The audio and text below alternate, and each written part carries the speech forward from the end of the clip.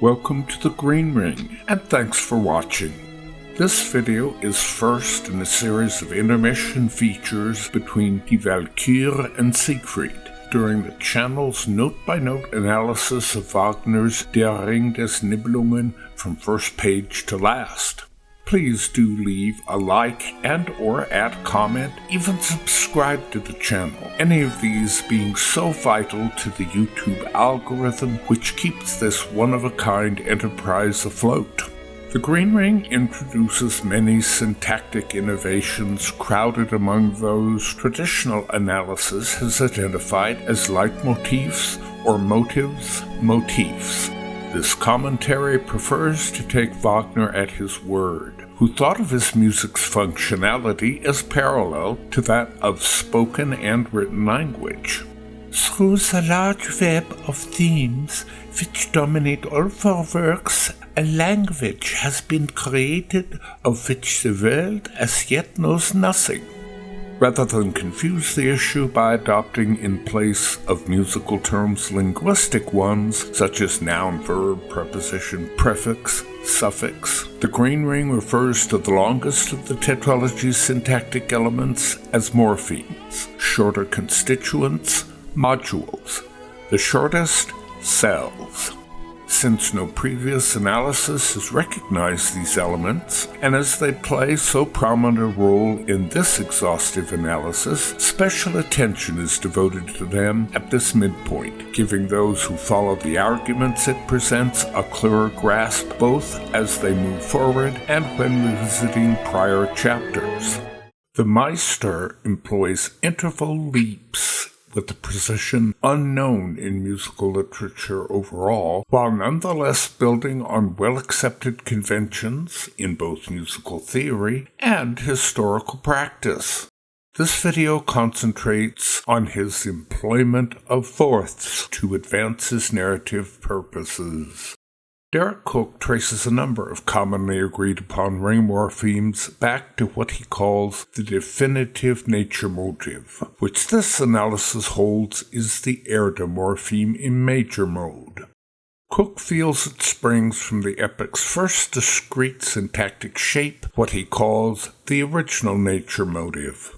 3 intervals build that morpheme, all of them the most basic to Western tonal harmony, the 5th, 4th, and 3rd. Only the last 2 occur in the Erde morpheme, each discussed separately in their own videos.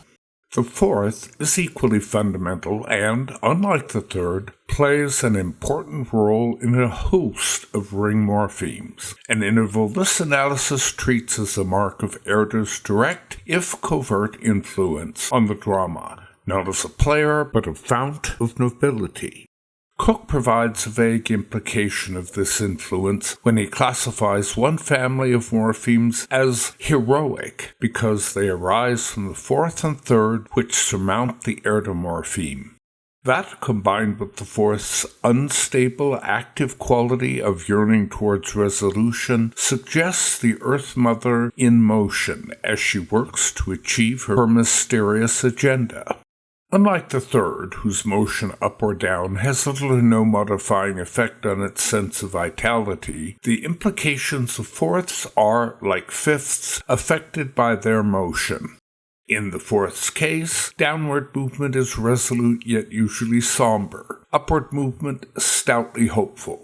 The first appreciably syntactic instance of the 4th after its backbone function in the original nature morpheme is Woglinde's Happy Lullaby, where it bounces down up followed by a lift and 2 descents, their somber aspect masked by the nymph's euphoria, yet still a subtle presentiment of their coming tragedy.